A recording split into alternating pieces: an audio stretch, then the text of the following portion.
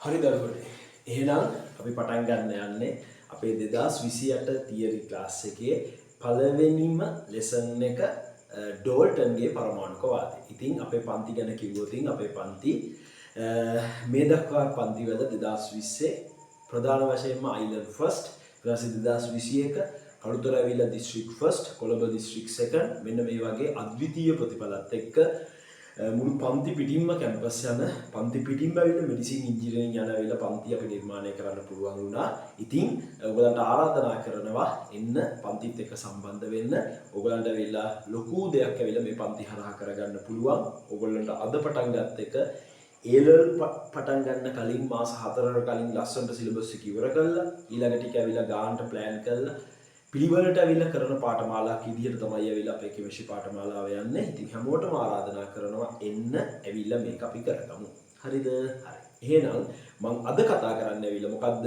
ඩෝල්ටන්ගේ පරමාණුක වාදය. එතකොට අපි ගත්තොත් ඩෝල්ටන් කියන එක්කෙනා තමයි මුලින්ම අපිට පරමාණුවක් පිළිබඳව යම්තා දුරකට ඇවිල්ලා සාධාරණ විස්තරයක් කළේ. එතකොට අපි මෙන්න මෙයාගේ ආකෘතිය ලස්සන නමකින් හඳුන්වනවා. මෙයා වාදයක් ඉදිරිපත් කරේ. එයා කිව්වේ පරමාණුව කියන්නේ නිකන් ගෝල්ෆ් බෝලයක්. ඒතර මොකද්ද ඔයා දන්න ගෝල්ෆ් බෝලේ කියන්නේ? ගෝල්ෆ් බෝලේ කියන්නේ ගෝල්ෆ් බෝලේට ඇවිල්ලා අපි දන්නවා නිශ්චිත ඒ කියන්නේ හැඩයක් රවුම් ගෝලාකාර තමයි. හැබැයි ඒකේ දැන් අපි ෆුට්බෝල් එකක් ගත්තොත් ෆුට්බෝල් එක ගන්නට අපි මාක් කරලා තියෙනවා. නමුත් ගෝල්ෆ් බෝල් එකේ එහෙම නැහැ. එතකොට එයාගේ පළවෙනිම උපකල්පනය තමයි අදාළ පරමාණුව තවදුරටත් බෙදලා වෙන් කරන්න බෑ. ඒතකොට එයා ඒක සමාන කරනවා මොන ගෝලයකටද? ගෝල්ෆ් බෝලය කියලා. ඒක නිසා ඩෝල්ටන්ගේ පරමාණුක වාදය අපි ලස්සනමකින් හඳුන්වනවා ගෝල්ෆ් බෝල ආකෘතිය. ඇයි ගෝල්ෆ් බෝල ආකෘතිය කියන්නේ? පරමාණුව තවදුරටත් අපිට මොනවා කරන්න බැයිද? බෙදා වෙන් කළ නොහැක. පරමාණුව තවදුරටත් අපිට බෙදලා වෙන් කරන්න බෑ. එතකොට මෙන්න මේ පරමාණුව තවදුරටත් බෙදලා වෙන් කරන්න බැරි නිසා එයාගේ පළවෙනි උපකල්පනය එනවා පරමාණුව තවදුරටත් බෙදා වෙන් කළ නොහැක. නමුත් අපි දන්නවා අපි දැන්වා දන්න කෙමිස්ට්‍රි වලින් පරමාණුව දැන් වෙද්දී කොටස් වලට බෙදලා තියෙනවා. අපි දන්නවා උපපරමාණු කංශුන් ඉලෙක්ට්‍රෝන, ප්‍රෝටෝන, නියුට්‍රෝන වලට බෙදලා තියෙනවා. එතකොට එයාගේ පළවෙනි තර්කය මොකක් වෙලා යනවද? බිදිලා යනවා. ඇයි බිඳෙන්නේ? අපි ඇවිල්ලා උපපරමාණු කංශුන් මොනවා කර ගැනීම නිසාද? සොයා ගැනීම නිසා. හරි. දෙවෙනි උපකල්පනය. එයාගේ දෙවෙනි උපකල්පනය කියන්නේ එක සමාන පරමාණු නැත්නම් එකම මූලද්‍රව්‍යයේ පරමාණු සෑම අතින්ම සමානයි. සෑම අතින්ම සමානයි. එයාගේ දෙවෙනි එක වෙනස් මූලද්‍රව්‍ය පරමාණු සෑම අතින්ම වෙනස්. සෑම අතින්ම වෙනස්. දැන් ළමයි අපි පොඩ්ඩක් බලමු. මම ඔයාලට මෙන්න මේක කතා කරනවා උදාහරණ දෙකකින්. සෝඩියම් 1123 ඊළඟට මම ගන්නවා සෝඩියම් 1124 ඊළඟට මම ගන්නවා මැග්නීසියම් 1224. දැන් මට මේකේ ඔයා දන්නවා මේ වගේ එකක් දුන්නන් පස්සේ මෙන්න මේ යට එකෙන් නියෝජනය කරන්න අපි මොකක්ද? පරමාණුක ක්‍රමාංකය. මේ උඩ එකෙන් මොකක්ද අපි නියෝජනය කරන්නේ? ස්කන්ධ ක්‍රමාංකය. එතකොට මෙතනින් අපි කියන්නේ පරමාණුක ක්‍රමාංකය, එහෙමත් නැත්නම් ප්‍රෝටෝන සංඛ්‍යාව. මෙතනින් අපි මොකක්ද නියෝජනය කරන්නේ? ස්කන්ධ ක්‍රමාංකය, එහෙමත් නැත්නම් ප්‍රෝටෝන ධන නියුට්‍රෝන සංඛ්‍යාව. එතකොට දැන් මට මෙන්න මේ ටික ඔයා කිව්වොත් මම ගන්නවා මෙන්න මේගොල්ලන්ගේ පරමාණුක ක්‍රමාංකය, එහෙමත් නැත්නම් ප්‍රෝටෝන, ස්කන්ධ ක්‍රමාංකය සහ නියුට්‍රෝන. දැන් මෙයාගේ පරමාණු ක්‍රමාංකය 11යි. මෙයාගේ 11යි. මෙයාගේ 12යි. ස්කන්ධ ක්‍රමාංකය මෙයාගේ 23යි. මෙයාගේ 24යි. මෙයාගේ 24යි. නියුට්‍රෝන මෙයාගේ ගත්තොත් 23න් 11ක් ගියන් පස්සේ 12යි. 24න් 11ක් ගියන් පස්සේ 13යි. 24න් 12ක් ගියන් පස්සේ ඇවිල්ලා අපිට එනවා කීයයි කියලාද? ආපහු වෙනවා 12ක්. දැන් එතකොට ඔයා මේක හොඳට බලන්න. ඔයා මේක හොඳට බැලුවෙන් පස්සේ ඔයාලට මොකද්ද මෙතනින් ඇවිල්ලා කියන්න පුළුවන් දේ මොකද්ද?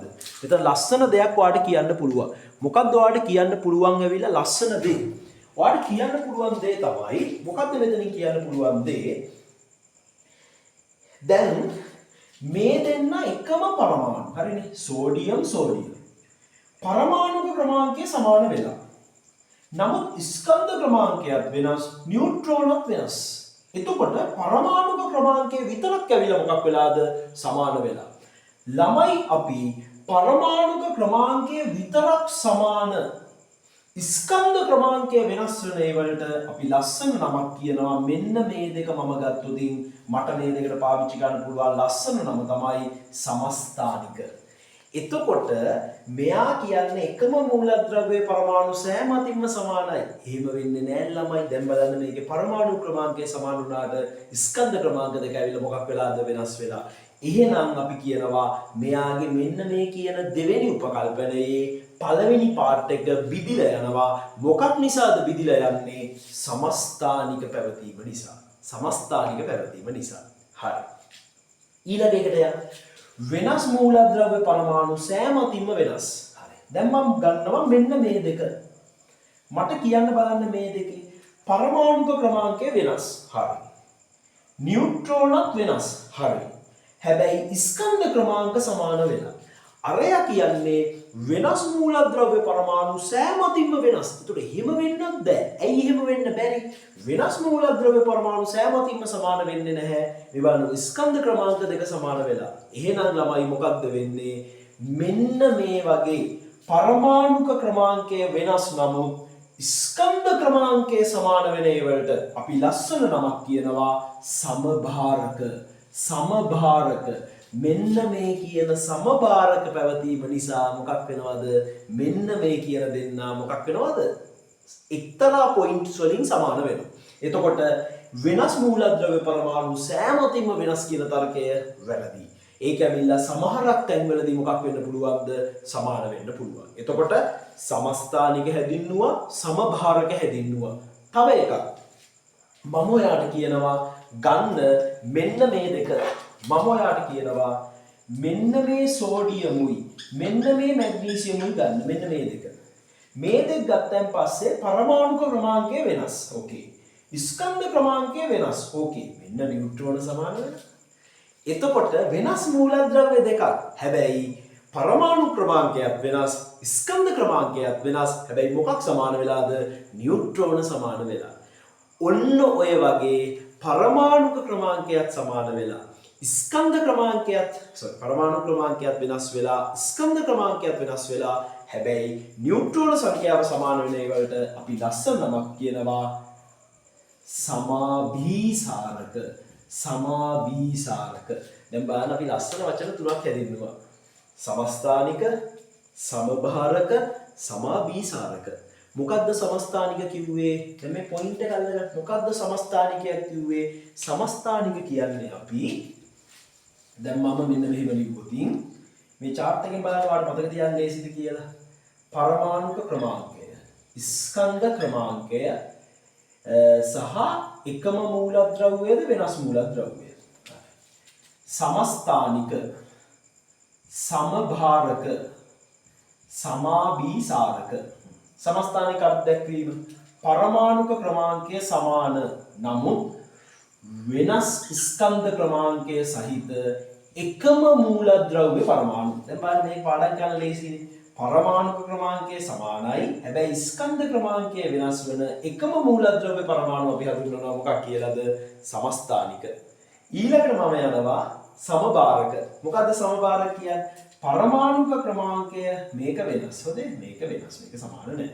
ඒතර මෙතන සමභාරක වල පරමාණුක ක්‍රමාංකය ඇවිල්ලා වෙනස්. හැබැයි ස්කන්ධ ක්‍රමාංකය සමාන වෙන වෙනස් මූලද්‍රව්‍ය පරමාණු අපි හඳුන්වනවා මොකක් කියලාද? සමභාරක. දැන් බලන්න හොඳට මෙයාවයි පරමාණු ක්‍රමාංකය වෙනස්. හැබැයි ස්කන්ධ ක්‍රමාංකය සමානයි. අන්න ඒවා අපි හඳුන්වනවා සමභාරක. සමාභීසාරක පරමාණුක දැන් මෙයයි පරමාණු ක්‍රමාංකයක් වෙනස්. ස්කන්ධ ක්‍රමාංකයක් වෙනස්. එතකොට එකම මූලද්‍රව්‍ය නෙවෙයි වෙනස් මූලද්‍රව්‍ය පරමාණු. හැබැයි මේකේ සමාන වෙනවා. මොකද්ද සමාන වෙන්නේ? නියුට්‍රෝන සංඛ්‍යාව සමානයි. අන්න එතකොට ළමයෝ ඔයාට තේරෙනවද ඩෝල්ටන්ගේ පරමාණුක වාදයේ අර දෙවෙනි තර්කයේ සම්පූර්ණයෙන්ම බෙදෙනවා. එකම මූලද්‍රව්‍ය පරමාණු සෑම අතින්ම සමානයි කියන එක බෙදෙනවා සමස්ථානික නිසා. වෙනස් මූලද්‍රව්‍ය පරමාණු සෑම අතින්ම වෙනස් කියන එක බෙදෙනවා සමභාරක හා සමාභීසාරක නිසා. පැහැදිලිද? හරි. එහෙනම් දෙවෙනි උපකල්පනයත් හරි. තුන්වෙනි උපකල්පනය. තුන්වෙනි එකේදී යා කියන්නේ පරමාණු සංයෝජනය වන්නේ සරල පූර්ණ සංඛ්‍යාත්මක අනුපාතවල. දැන් උදාහරණයක්. දැන් කාබන් ඩයොක්සයිඩ්. අපි දන්නවා කාබන් ඩයොක්සයිඩ් සංයෝජනය වෙන්නේ 1:2 අනුපාතයෙන්. ඇමෝනියා 1:3 අනුපාතයෙන්. එතකොට එයා කියන්නේ පරමාණු සංයෝජනය වෙන්නේ සරල පූර්ණ සංඛ්‍යාත්මක අනුපාත. හැබැයි දැන් මම ඔයාලට දෙනවා මෙහෙම එකක්. H12යි කාබන් 12යි H22යි O11 සුක්‍රෝස්. දැන් බලන්න මෙතන සංයෝජන වෙන අනුපාතය 12ට 22ට 11. ඒතර මට කියන්න බලන්න මේ අණුව හැදෙනකොට එයා සංයෝජනය වෙන්නේ සරල අනුපාතයක්ද මෙතන තියෙන්නේ සංකීර්ණ අනුපාතයක්ද මෙතන තියෙන්නේ? මෙතන තියෙන්නේ සංකීර්ණ අනුපාතයක්. ඒ වගේම ඔය පස්සේ කාලේ හොයා ගන්නවා ළමයෝ සමහරක් වෙලාවට දශම ස්ථාන වලිනුත් ඇවිල්ලා මොනවා වෙන්න පුළුවන්ද? අණු සංයෝජනය වෙන්න පුළුවන්.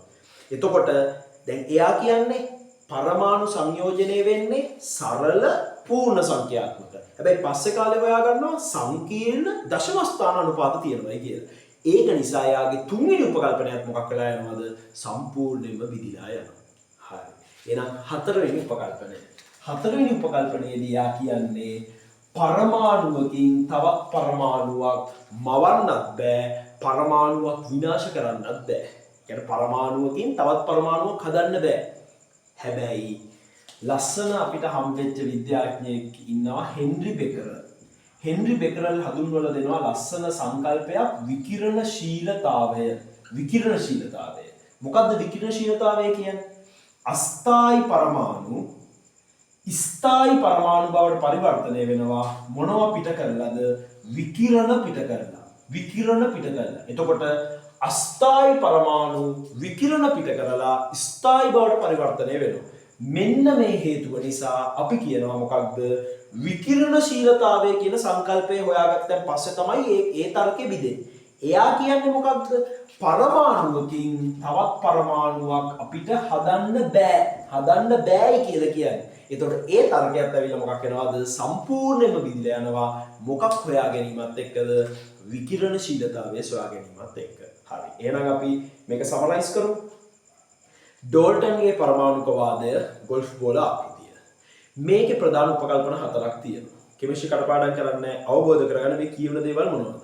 පළවෙනි එක පරමාණුවක් තවදුරටත් බෙදලා වෙන් කරන්න බෑ. මෙන්න උපකල්පනය. බිදුනේයි උපපරමාණු කාංශුන් සොයා ගැනීම නිසා. දෙවෙනි උපකල්පනය එකම මූලද්‍රව්‍යයේ පරමාණු සෑම අතින්ම සමානයි. වෙනස් මූලද්‍රව්‍ය පරමාණු සෑම අතින්ම වෙනස්. එකම මූලද්‍රව්‍ය පරමාණු සෑම අතින්ම සමානයි කියන එක බෙදෙනවා සමස්ථානික සොයා ගැනීම නිසා. වෙනස් මූලද්‍රව්‍ය පරමාණු සෑම අතින්ම වෙනස් කියන එක බෙදෙනවා සමභාරක හා සමාභීසාරක සොයා ගැනීම නිසා. තුන්වෙනි උපකල්පනය අණු හැදෙනකොට ඒ අණු හැදෙන්නේ මූලද්‍රව්‍ය සරල පූර්ණ සංඛ්‍යාත්මක අනුපාත වලින් සංයෝජනය වෙලා. හැබැයි අපි හොයාගන්නවා සංකීර්ණ දශම ස්ථානවලිනුත් ඇවිල්ලා මොනවා වෙන්න පුළුවන්ද? පරමාණු සංයෝජනය වෙන්න පුළුවන්. අවසාන උපකල්පනය එයා කියනවා මොකක්ද? පරමාණුවකින් තවත් පරමාණුවක් මවන්නත් බෑ, විනාශ කරන්නත් බෑ. හැබැයි අපි පස්සේ කාලේ හොයාගත්ත විකිරණශීලතාවය කියන සංකල්පය නිසා ඒකත් මොකක් කරලා යනවද? සම්පූර්ණයෙන් බිඳලා යනවා. එහෙනම් ඔන්න ඔය කියන උපකල්පන ටික තමයි අපි පළවෙනි දවසේ ඉගෙනුවේ. ඉතින් බලන්න මේක සාමාන්‍ය විදිහට අල්ලගන්න ළමයි. මේ කියන දේ සාමාන්‍ය විදිහට අල්ලගන්න. වෙන ලොකු දෙයක් මවා ගන්න එපා. මේක හරි සරලයි. හරියට තේරුම් ගන්න. හරි. එහෙනම් මේ ටික තමයි ඉගෙනුවේ. ඉතින් ඔයාට අපේ ක්ලාස් වලට අවිල සම්බන්ධ වෙන්න පුළුවන්. කලුතර ගුරුමඩල තියෙනවා. පානදුර සමත්වී ආයතනයේ තියෙනවා. හොරණ සවිද්‍යායතනයේ තියෙනවා. නුගේගොඩ ග්‍රැවිටි ආයතනයේ තියෙනවා. අප මුළු ලංකාවටම ඔන්ලයින් ක්ලාස් එකක් තියෙනවා. ඒතර මේ ඕනම ක්ලාස් එකකට ඇවිල්ලා අපේ පාඨමාලාවත් එක්ක ඔයාලට සම්බන්ධ වෙන්න පුළුවන්.